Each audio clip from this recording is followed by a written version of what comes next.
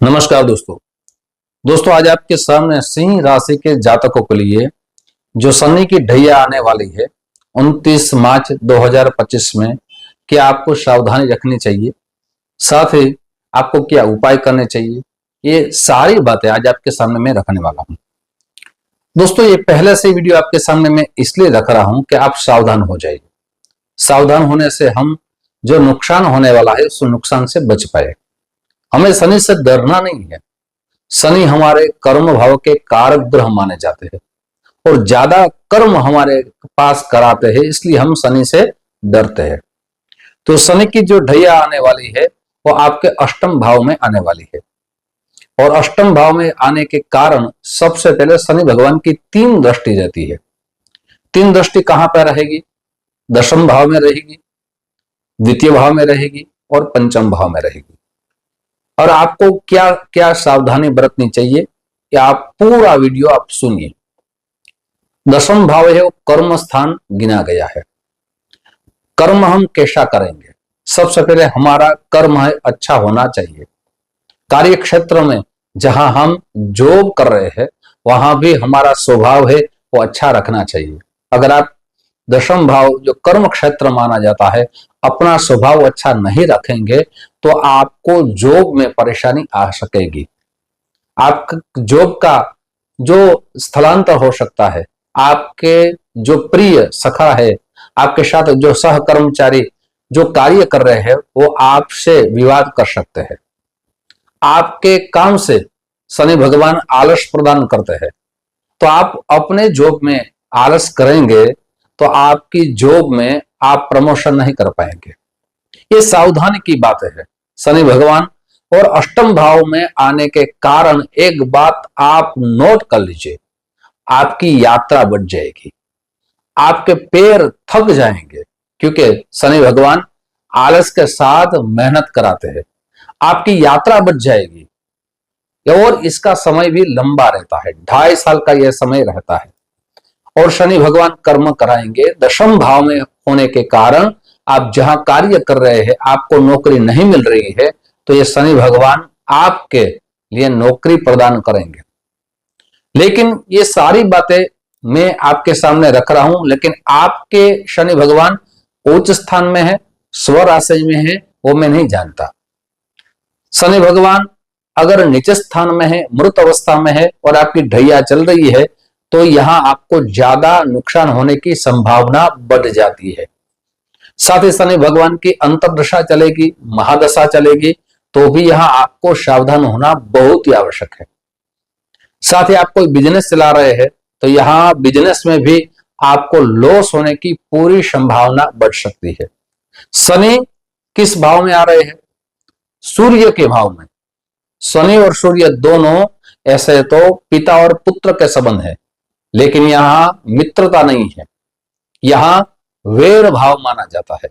इसलिए शनि भगवान सिंह राशि में आने के कारण, अष्टम भाव में आने का कारण यहां आपकी चिंता ज्यादा बढ़ सकती है। साथ ही द्वितीय भाव में शनि भगवान की दृष्टि है। द्वितीय भाव धन भाव का माना जाता है, परिवार का भाव माना जाता है, वाणी का भाव माना जाता है। और शनि भगवान की वहां दृष्टि होने के कारण आपकी वाणी में आपको पूरा कंट्रोल रखना चाहिए।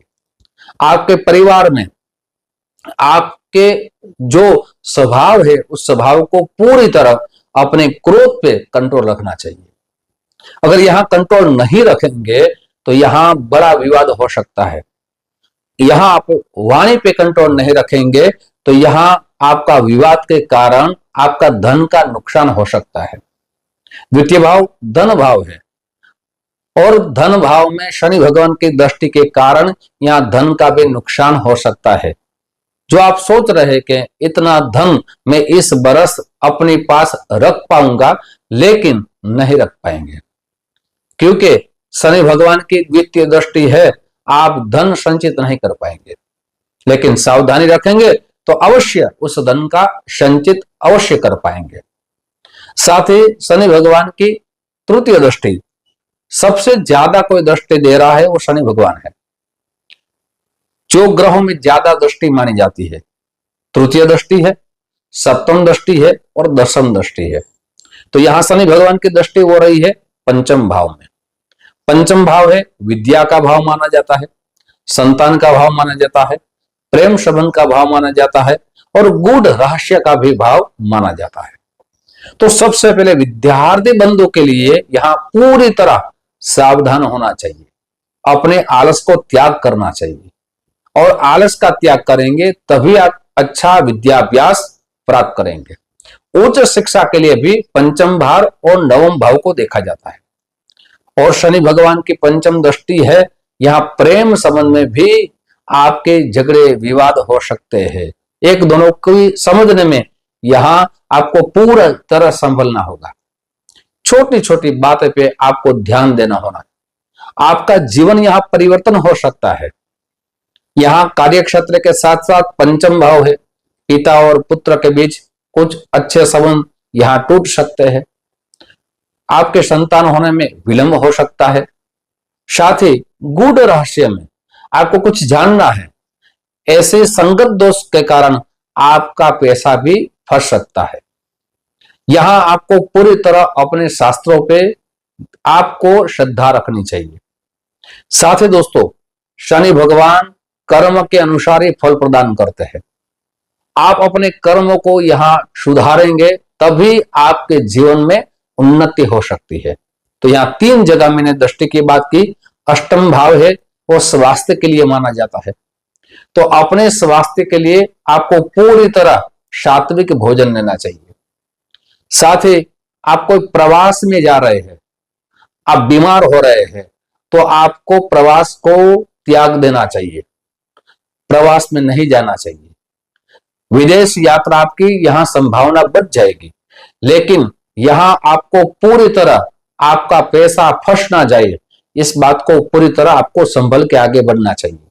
पंचम भाव है वो भी शेयर बाजार से देखा जाता है, तो आपके शेयर बाजार में भी आपका पैसा फंस ना जाए, ज्यादा कमा लो, ज्यादा आपके पास पैसा है, ऐसे विचारों से आपको बचना होगा दोस्तों। और शनि भगवान के हमें क्या उपाय करने चाहिए जिनसे शनि भगवान हमारे जीवन में अच्छा फल प्रदान करे। शनि की ढैया है वो सावधानी के लिए है, अपने कर्मों को उन्नत के लिए शनि की ढैया हमारे जीवन में प्रदान रहती है। दोस्तों आगे आपको उपाय आपके सामने रखूं, लेकिन उनसे पूर्व मेरी एक छोटी सी गुजारिश है। जो मेरे नए दोस्त ये मेरा चैनल देख रहे हैं, दोस्तों अगर इस चैनल को आपने सब्सक्राइब नहीं किया है तो जरूर सब्सक्राइब कर लीजिए। साथ ही आपकी जन्म कुंडली में शनि भगवान कौन से भाव में है जरूर लिखें। और दोस्तों ये वीडियो अपने दोस्तों में ज्यादा से ज्यादा शेयर कीजिए। दोस्तों बहुत से लोगों के हमें कॉल आते हैं कि हमें पंडित जी अपनी जन्म कुंडली दिखानी है, तो ज्योतिष का क्या टाइम है। ज्योतिष का जो टाइम है सुबह 10 बजे से दोपहर को 1 बजे तक है, शाम को 5 बजे से रात को 9 बजे तक है। उस समय आप कॉल करें, अपनी अपॉइंटमेंट जरूर ले लें। साथ ही दोस्तों फेसबुक के माध्यम से आप ये वीडियो देख रहे हैं तो हमारे पेज को जरूर फॉलो कर लीजिए, ऐसी जानकारी आपके सामने हम रखते रहेंगे। दोस्तों उपाय आपको क्या करना चाहिए, सबसे पहले आप अपनी जन्म कुंडली किसी ज्योतिष आचार्य को जरूर दिखाइए और शनि का पंचांग कर्म अवश्य कराइए। शनि का रत्न है नीलम, वो भी आप किसी ज्योतिष आचार्य को दिखा के धारण कर सकते हैं। साथ ही प्रतिदिन आप शनि भगवान का बीज मंत्र है उसकी एक माला अवश्य करें। ओम प्राम प्रेम प्रोम शह शनिश्चराय नमः, इस मंत्र की प्रतिदिन एक माला अवश्य करें। साथ ही आप काली वस्तु का दान करें, काले तिल का दान करें, उड़द का दान करें, आप हनुमान जी महाराज का दर्शन करें, प्रतिदिन शाम के समय हनुमान चालीसा का पाठ करें और साथ साथ शनिवार या मंगलवार के दिन आप शनि भगवान को तेल अर्पित जरूर करें। आप ऐसा करेंगे शनि भगवान आपके ऊपर कृपा अवश्य करेंगे। दोस्तों ऐसी जानकारी आपके सामने हम रखते रहेंगे। आप जो हमें प्यार दे उस प्यार के लिए आप सभी को दिल से बहुत बहुत धन्यवाद। जय श्री कृष्ण, महादेव।